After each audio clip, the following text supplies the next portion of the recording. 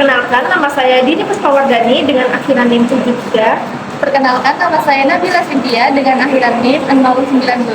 Perkenalkan, saya Jihan Berlian Hazari dengan akhiran NIM 119. Perkenalkan, nama saya Feliana Nirmala dengan akhiran NIM 114. Kami dari Program Studi Pendidikan Bahasa dan Sastra Indonesia. Kami dari kelompok 2 akan menayangkan video mengenai permasalahan belajar dan pembelajaran beserta solusinya pada sekolah menengah atas. Yuk simak videonya. Belajar dapat diartikan sebagai usaha yang dilakukan oleh seseorang individu atau kelompok untuk mendapatkan pengetahuan tertentu dan metode tertentu. Sedangkan pembelajaran merupakan bantuan yang diberikan pendidik agar dapat terjadi proses perolehan ilmu dan pengetahuan. Dengan kata lain, pembelajaran adalah proses untuk membantu peserta didik agar dapat belajar dengan baik. Namun, terdapat beberapa masalah belajar dan pembelajaran. Di sini, kelompok kami akan mewawancarai salah satu peserta didik untuk mencari masalah belajar dan pembelajaran yang mereka alami. Serta, kami akan mewawancarai pendidik untuk mencari solusinya. Untuk itu, yuk simak kegiatan wawancara berikut ini.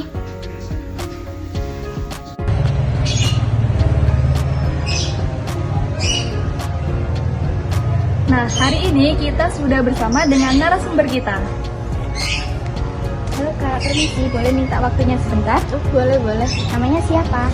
Nama aku Anjali dari Kelas berapa? kelas 12 SMA. Salam kenal ya, Kak.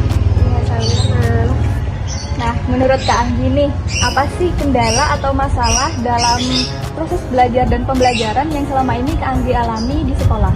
Kalau saya pribadi sih itu kalau pembelajaran yang membosankan atau monoton, dan itu aja. Kalau untuk permasalahan lain?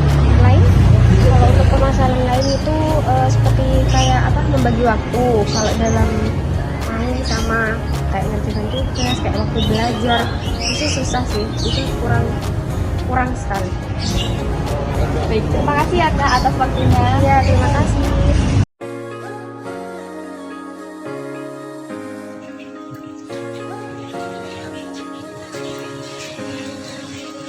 Halo teman-teman semua.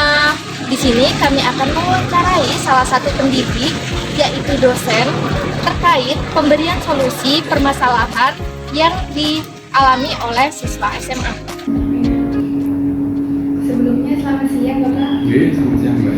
Jadi mohon maaf mengganggu waktunya. Saya Ferry ingin mewawancari Bapak terkait solusi dari permasalahan yang dialami oleh salah satu siswa SMA. Nah, salah satu permasalahannya itu dari masalah belajar dan pembelajaran. Dan masalahnya itu adalah metode pembelajaran yang monoton dan membosankan. Nah, kira-kira menurut Bapak bagaimana solusi dari permasalahan tersebut? Psikologi anak SMA mungkin ya memang masih nakal-nakalnya dan sebagainya, cenderung ingin bebas gitu ya. Jadi kadang kita itu, ini pengalaman saya sebagai seorang pengajar, jadi saya menggunakan intuisi saya dulu. Jadi yang saya evaluasi itu bukan siswanya, bukan model pembelajaran yang saya coba gunakan, tetapi cenderung kepada kepribadian saya dulu.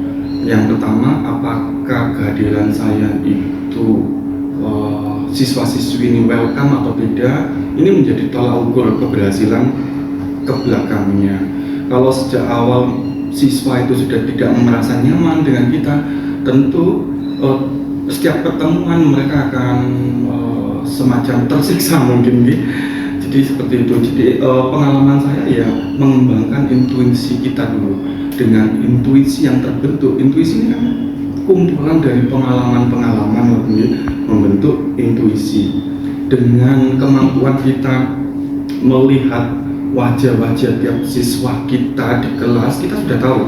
Dengan melihat beberapa menit sudah tahu, oh dia interest, oh dia tidak interest, oh dia betul-betul bersemangat, kelihatan dari wajah mereka. Itu menjadi indikator utama apa yang harus saya ambil, sikap seperti apa yang harus saya terapkan. Itu kalau ternyata di kelas itu memang ternyata banyak siswa yang, kalau kita simpulkan dari penampilan gestur mereka yang tidak nyaman, ya tentu kita harus berusaha untuk membuat semenarik mungkin mata kuliah yang kita ajar. Nah ini tergantung juga misalnya matematika, fisika, biologi, atau bahasa Indonesia, bahasa Inggris. Kalau tentu perlakuannya berbeda-beda. Kalau misalnya saya orang biologi, kita bicara biologi. Kalau kamu ngajar dengan teori dan sebagainya terkait dengan ilmu botani atau zoologi atau taksonomi hanya dengan menyampaikan ceramah seperti itu, tentu siswa-siswinya akan mengalami kejenuhan. Apa yang dibicarakan guru saya? Jadi kadang imajinasi setiap siswa itu berbeda-beda, intelijensi setiap siswa itu beda-beda. Mungkin ada yang langsung mampu menangkap apa yang kita sampaikan, tapi ada juga yang butuh bantuan artinya membutuhkan alat peraga, apa saja nih, model-model untuk pengajaran itu. Guru yang baik kalau menurut saya atau dosen yang baik selalu mengimprovisasi. Improvisasi ini bisa dalam bentuk apa? Pertanyaan-pertanyaan yang menarik. Siswa itu cenderung suka karena ada keterbatasan berpikir, keterbatasan mengimajinasi sesuatu. Kadang mereka butuh sesuatu untuk dilihat. Ketika saya mengajak mereka bertualang, otomatis indikator keberhasilan saya apa pada hari itu? Yang melihat mereka tertarik tidak, mereka senyum tidak, gitu. Itu responnya.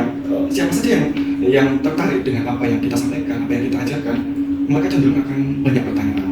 Mereka cenderung bersikap lebih baik lagi, mungkin posisi duduknya, tatapan matanya, antusiasmenya itu kelihatan.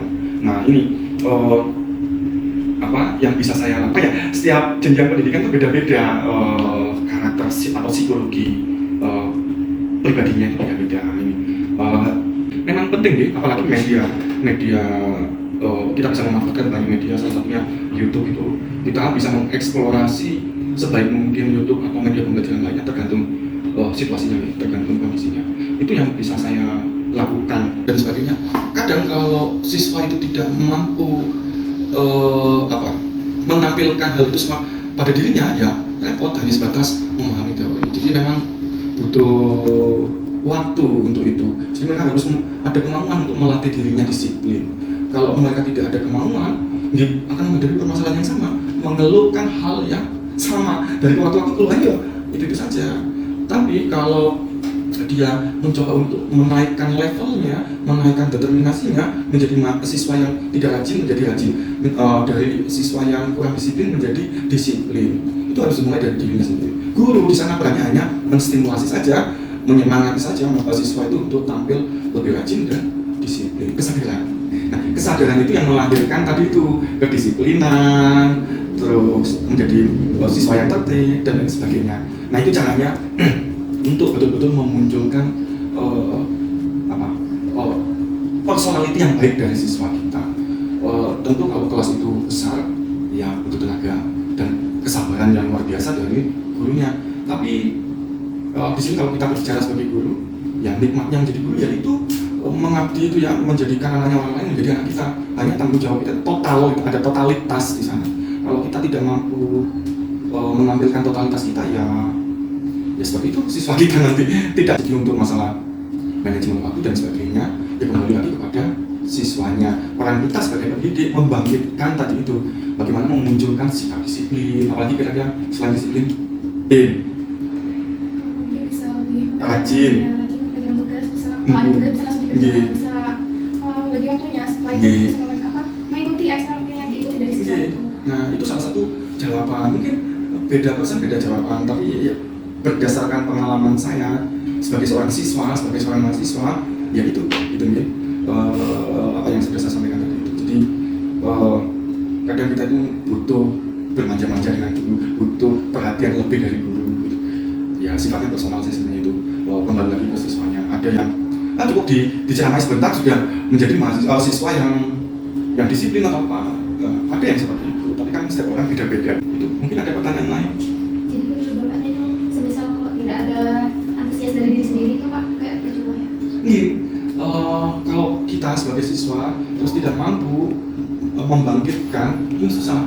Dan peran seorang guru ya tadi itu yang saya sampaikan, person to person tadi itu, menjadi seorang kawan, menjadi seorang ayah atau ibu bagi siswanya. Harapannya dengan kondisi hubungan yang seperti itu, person to person, lebih mudah mengkatalis merangsang secara psikologi siswa itu untuk tampil lebih baik lagi. jawaban dari saya. Ya perannya guru itu yang berusaha untuk membangkitkan dengan pendekatan yang tepat. Kita kan nggak tahu yang tepat itu yang seperti apa gitu ya. Kita harus tahu dulu personnya itu seperti apa. Ada lagi Mbak? Sudah cukup Pak. Terima kasih banyak atas waktunya dan solusinya.